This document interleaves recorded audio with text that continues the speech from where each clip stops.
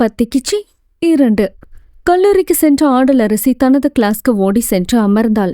ஆடலரசி, என்னடி எனக்கு எல்லாமே இன்னைக்கு ரொம்ப அழகா இருக்க, என்ன விஷயம் என்று மாலினி ஆர்வமாய் கேட்க, அவர்கள் அருகில் இருந்த கபிலனோ, அது ஒண்ணுமில்ல, இன்னைக்கு நமக்கு கெமிஸ்ட்ரி கிளாஸ் கிடையாது.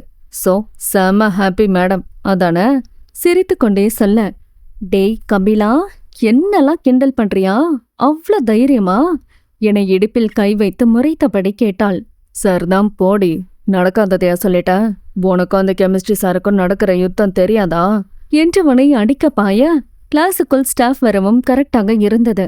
குட் மார்னிங் மேம் என்று கோரஸாக கத்திவிட்டு அவரவர் இருக்கையில் அமர்ந்தனர்.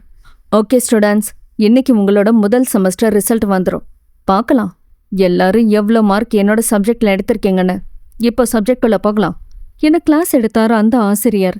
எதையும் கவனிக்கும் பொருட்டில் இல்லை அவள். பின்னால் அமர்ந்து தோழிகளுடன் சேர்ந்து ஸ்நாக்ஸ் சாப்பிட்டு கொண்டிருந்தாள்.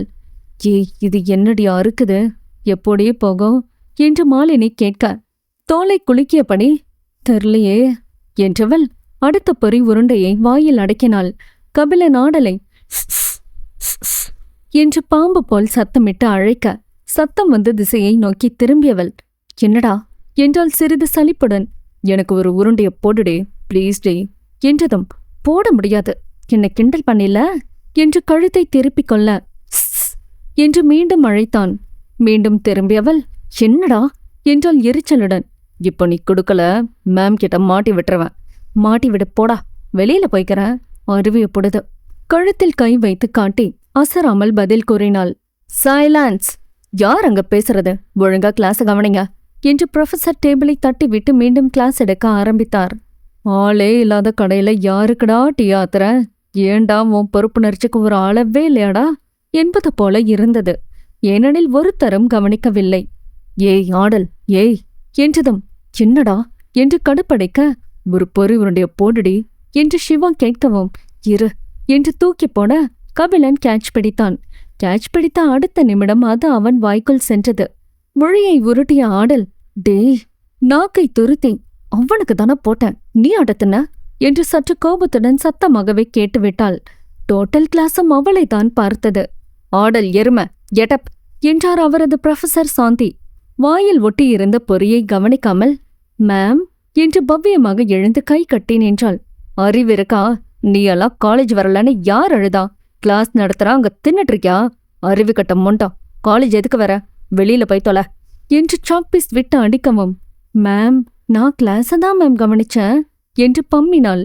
ஓ அப்படியா, சரி, ஹூ இஸ் லூயிஸ் பாஸ்டா சொல்லு பாப்போம் என்றதும், ஐயோயோ தெரியாம வாய விட்டுட்டோமே, இதுக்கு இந்த அணுக்கொண்ட வெளியில போ சொன்னப்பவே போயிருக்கணுமோ என்றெண்ணியவள் அப்படியே நிற்க, அவளது ப்ரொஃபசர் அடுத்த சாக்கையும் விட்டு எறிந்தார்.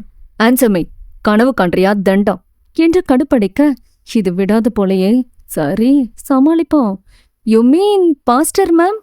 ஆமா சொல்லு என்று இழுத்து பிடித்த மூச்சோடு கேட்க, பாஸ்டர் ரொம்ப நல்லவர் மேம், நான் எப்போ சர்ச் போனாலும் என்ன ஆசீர்வாதம் பண்ணி எனக்கு சாப்பிட அப்பமும் வைனும் கொடுப்பாரு மேம் என்று சொல்ல டோட்டல் கிளாஸும் சத்தமாக சிரிக்க, கபிலனும் விழுந்து விழுந்து சிரித்தான். அதை பார்த்த ஆடல், இருடி உனக்கு இருக்கு என்று பல்லை கடித்து கொண்டாள்.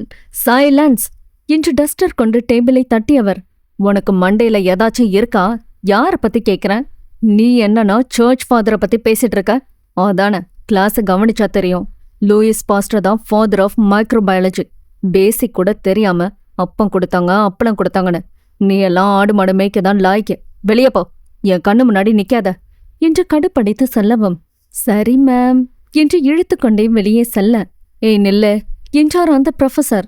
ஐயோ எதுக்கு இந்த அணுகுண்ட நிக்க சொல்லுதுன்னு தெரியலையே என்று முழித்து கொண்டே திரும்பினாள்.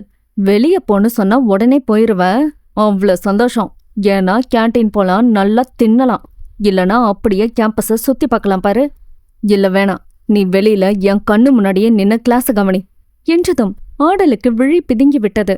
ஓகே மேம் என்று பல்லை கடித்து கொண்டு கிளாஸ் வாசலில் நின்று கபிலனை பார்க்கவும், அவன் சத்தமே இல்லாமல் சிரித்து கொண்டு இருந்தான். ஆடல் தன் கையை முறுக்கி, வெளியில எப்படியும் வருவில்ல, அப்போ இருக்கு என்று வில்லி போல் வாயை அசைத்தாள். வாசலில் பாவமாக மூஞ்சி வைத்துக்கொண்டு கிளாஸை கவனித்தபடியே ஒவ்வொரு அடியாக எடுத்து மெதுவாக பின்னே செல்ல, அதை அவளது நண்பர்கள் கவனித்துக் கொண்டுதான் இருந்தனர். ஆடலோ இப்படியே நைஸா எஸ்கேப் ஆகிரணும் என்று யோசித்துக் கொண்டே பின்னால் அடுத்த அடி வைக்கும்போது யார் மீதோ மோதி நின்றாள். சட்டென்று திரும்பி பார்க்க சாட்சாத் அவளது enemy chemistry professor Vikrama Pandian தான். அட, நம்ம ஹீரோ என்ட்ரி. ஐயோ, அணகுண்டட்ட தப்பிச்சு இப்போ இந்த முதலை கிட்ட மாட்டிட்டோமே. ஒரேடியோ அட்வைஸ் பண்ணி அறுப்பானே. உறைந்து போய் நின்று விட்டாள். விக்ரமோ அவளை ஒரு புருவம் உயர்த்தி பார்த்துவிட்டு பின் ஆல்வேஸ் அவுட்ஸ்டாண்டிங் ஸ்டூடெண்ட் என்று கிண்டல் அடித்துவிட்டு கிளாஸ்குள் சென்றான். ஐயோ ச, எஸ்கேப் ஆங்களான்னு பார்த்தா இது வேற உள்ள போகுதே. இன்னைக்கு இவருக்கு கிளாஸே இல்ல. இந்த ஆளு எதுக்கு இங்க வந்தாரு? சாந்தி மேம் அணகொண்டா எங்க இருக்காங்களோ அங்கதான் இவரு சுத்துவாரு. என்னன்னு போய் பாப்போம் என்று எண்ணியவள் உள்ளே எட்டி பார்த்தாள். ஸ்டூடெண்ட்ஸ் எழுந்து விஷ் செய்ததும் சிட் டவுன் என்று சொல்லிவிட்டு, சாந்தி மேம், இன்னைக்கு உங்களுக்கு இந்த கிளாஸ்ல 2 hours இருக்குல்ல, ஸோ எனக்கு ஒரு கிளாஸ் கொடுக்க முடியுமா? டுடே அவங்களுக்கு ரிசல்ட். ஸோ என்னோட சப்ஜெக்ட்ல யார் யார் எவ்வளோ மார்க்குன்னு தெரிஞ்சுக்க யூஸ் ஆகும். Okay sir, no problem. நீங்க அடுத்த ஆறு எடுத்துக்கோங்க. நீங்க கேட்ட நான் இல்லைன்னு சொல்வேனா என்று சாந்தி மேம் லேசாக அசடு வழிந்த வண்ணம் இருந்தார். தேங்க்ஸ் மேம் என்றவன் வேறு ஒரு விஷயம் பற்றி பேசிக் கொண்டிருக்க அங்கே ஆடல் நின்று கொண்டு இவர்கள் பேசுவதைக் கேட்டு உள்ளுக்குள் கடுப்பானாள். ஐயோ, இவரா? இந்த முதல்ல சும்மாவே என்னை கழுவி ஊத்தும். இதுல ரிசல்ட் பார்த்தா முடிஞ்சது என் கதை. பாஸ் ஆகும்னு கூட தெரியலையே. சிங்கிள் டிஜிட்ல மார்க் வந்தா என்ன பண்றது என்று தலையில் கை வைத்தாள். விக்ரமன் திரும்பி அவளை பார்த்தவன், ஆமா மேம், எதுக்காக இந்த பொண்ணு வெளியில நிக்குது? நான் பார்க்கும்போதெல்லாம் இந்த பொண்ணு வெளியில தான் நிக்குது. போச்சு, நம்மளை பத்தி தான் பேசுறாங்க. நான் வெளியில நின்னா இவருக்கு என்ன, உள்ள இருந்தா இவருக்கு என்ன? கிளாஸ் கடன் கேட்க வந்தவர் போக வேண்டியதானே என்ன நொந்து கொண்டாள். உடனே சாந்தி மேம் நடந்தவற்றை சொல்லவும் இருவரும் சேர்ந்தே சிரித்தனர். ஓகே மேம், நான் நெக்ஸ்ட் ஹவர் வரேன் என்றவன் திரும்பி செல்லும்போது ஆடலை பார்த்து நக்கலாக சிரித்து கொண்டே சென்று விட்டான்.